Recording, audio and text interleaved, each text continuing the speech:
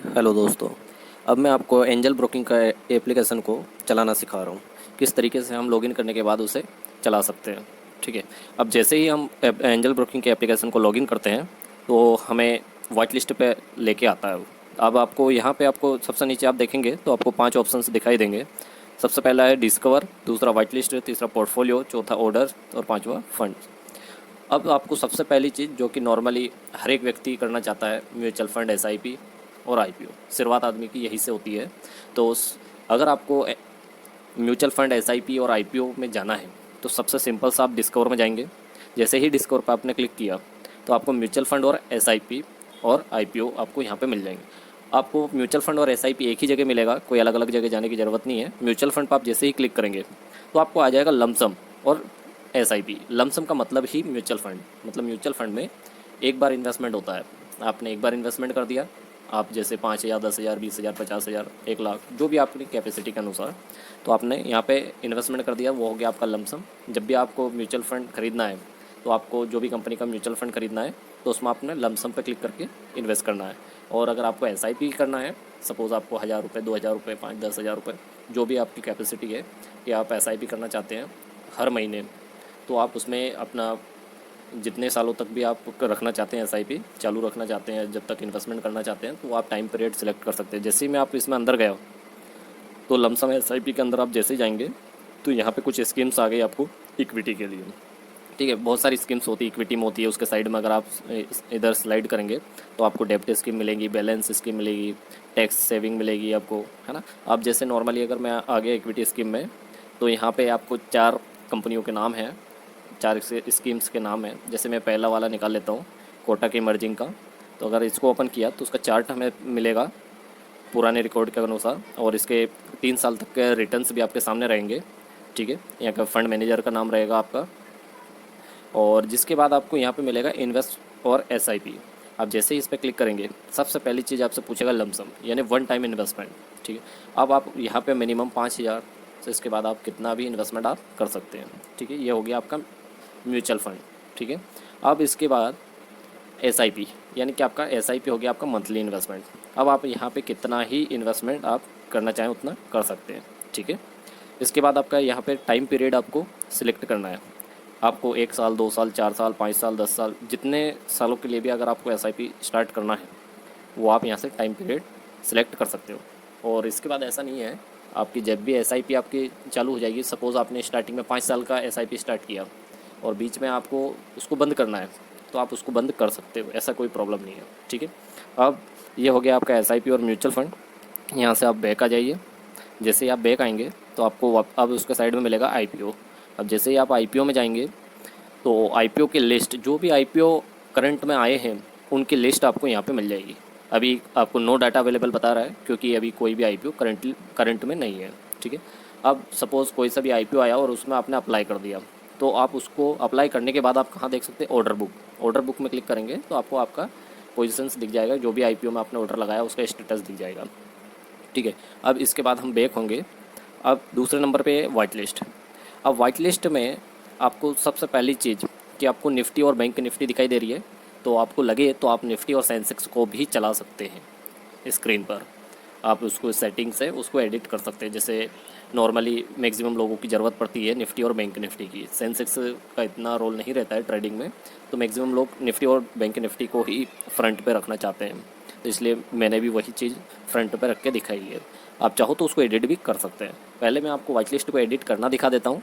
ठीक है, तो आपको यहाँ पे सर्च स्टॉक्स और कंपनी, उसके साइड में आपको एक सेटिंग का सिंबल दिख रहा है, आप उस पर जैसे ही क्लिक करेंगे तो आपको जैसे ये ओपन हुआ माई वाइट लिस्ट। अब ये माई वाइट लिस्ट है ना, इस पर ब्लू टिक है तो यानी कि वो आपके फ्रंट पे रहेगी ये वाइट लिस्ट। अब इसके बाद आप देख रहे होंगे कि इसके अलावा भी 4 वाइट लिस्ट हैं जो कि मैंने बना के रखी हुई है।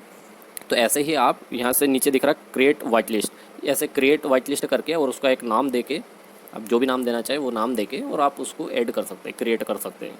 आप 4-5 जो भी आपकी रिक्वायरमेंट है उसके अकॉर्डिंग आप वाइट लिस्ट ऐड कर सकते हैं। ठीक है, बना सकते हैं। इसके बाद जैसे मैंने आपको बताया था मार्केट इंडिसेस, मैंने बताया था फ्रंट में आपको निफ्टी बैंक निफ्टी चलाना है या निफ्टी सेंसेक्स चलाना या बैंक निफ्टी सेंसेक्स चलाना है, तो वो आप वैसे रख सकते हो। अब मैंने उसमें निफ्टी और बैंक निफ्टी चला रहा हूँ, तो इसलिए मैंने निफ्टी और बैंक निफ्टी पे टिक करके रखा है। अगर आपको लग रहा है, दो कोई भी आप कर सकते हैं, अगर आपको लग रहा है कि निफ्टी सेंसेक्स चलाना है तो बैंक निफ्टी को हटा के निफ्टी सेंसेक्स कर सकते हैं, ठीक है। अब इसको वापस मैंने निफ्टी बैंक निफ्टी कर दिया। इसके बाद आप क्रिएट कर देंगे तो यहाँ से क्रिएट हो जाएगा। इसके बाद कोई सा भी स्टॉक आपको अपनी वाइट लिस्ट में ऐड करना है।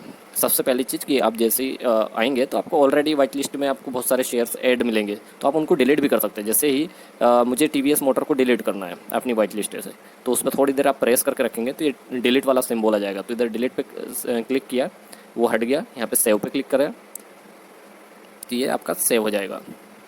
ये हो गया आपका सेव, तो वो आपका हट गया। अब जैसे दूसरा स्टॉक्स आपको कोई सा भी ऐड करना है तो आप सर्च स्टॉक्स और कंपनी पे आपने क्लिक किया। यहाँ पे सपोज़ मुझे एसबीआई का share, state bank of India का शेयर मुझे ऐड करना है वाइट लिस्ट में।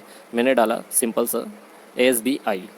जैसे एसबीआई डाला तो यहाँ पे उसका शॉर्ट फॉर्म आ गया SBIN और नीचे आ गया उसका full form state bank of India. मैंने उस पर क्लिक किया।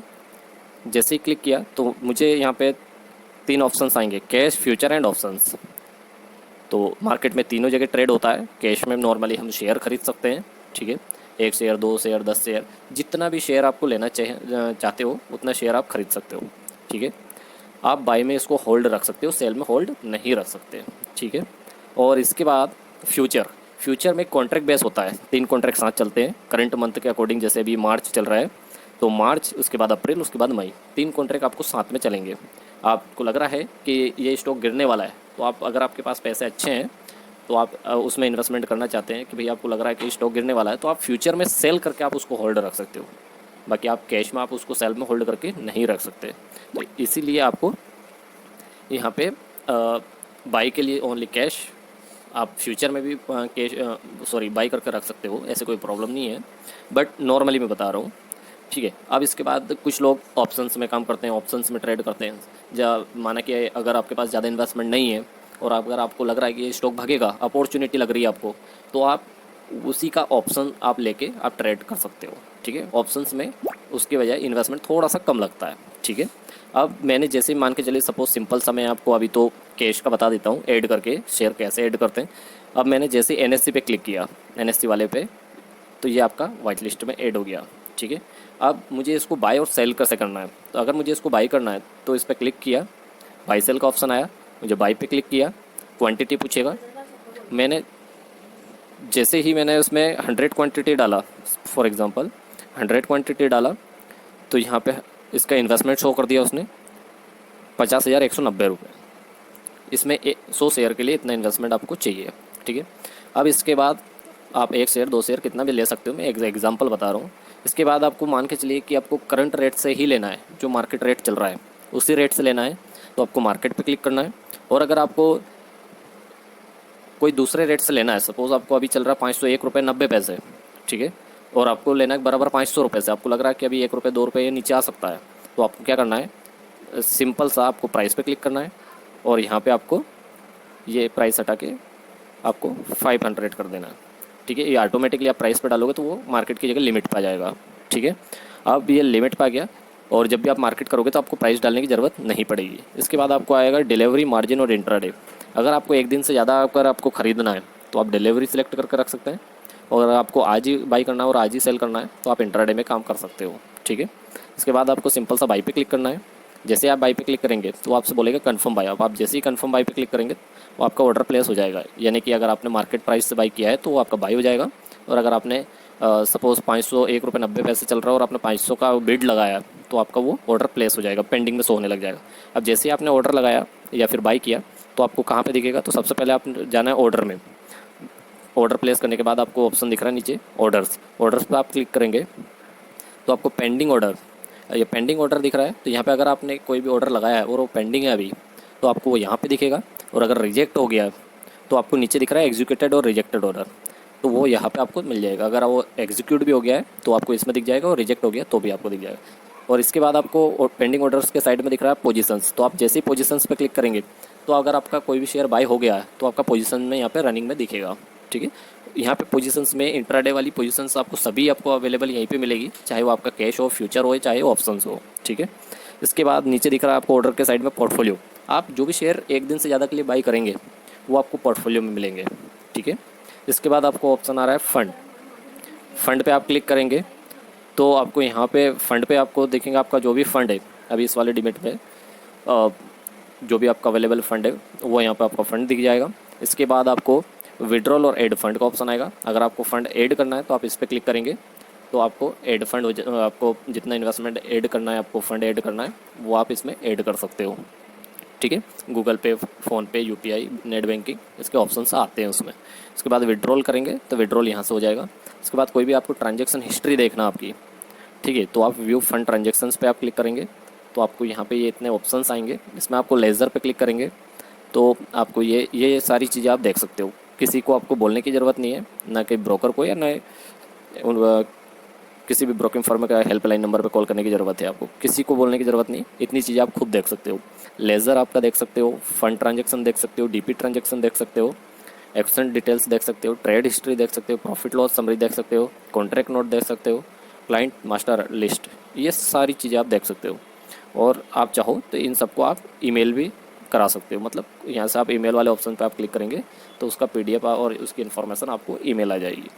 ठीक है, ये था सिंपल सा। ऊपर दिख रहा है आपको एक फंड्स के साइड में प्लेज होल्डिंग पे आप क्लिक करेंगे तो आपका जो भी, अगर आपकी सपोज़ आपके पास 50,000 की होल्डिंग रखी है, 50,000 के शेयर आपने बाई करके रखे हुए, होल्ड करके रखे हैं, और अगर आपके पास फंड नहीं है तो आप चाहो तो उस होल्डिंग के ऊपर आप उन शेयर्स को प्लेस करके यानी गिरवी रख के आप फंड ले सकते हो ट्रेड करने के लिए। तो ये आपका प्लेज हो जाएगा। फिर उसको बाद आपको ट्रेड करने के बाद आपको लगे तो आप उसको अनप्लेज भी कर सकते हो। ठीक है, इसके बाद आपको उसके ऊपर दिख रहा है एक प्रोफाइल वाला सिंबल दिख रहा है, तो वहाँ से आप उस पर क्लिक करेंगे तो आपको आपकी पूरी प्रोफाइल आपको दिख जाएगी। आपका क्लाइंट आईडी, आपका नेम, आप वहाँ से कुछ भी चीज़ें एडिट भी कर सकते हो, तो वहाँ से आपको पूरी डिटेल्स मिल जाएगी।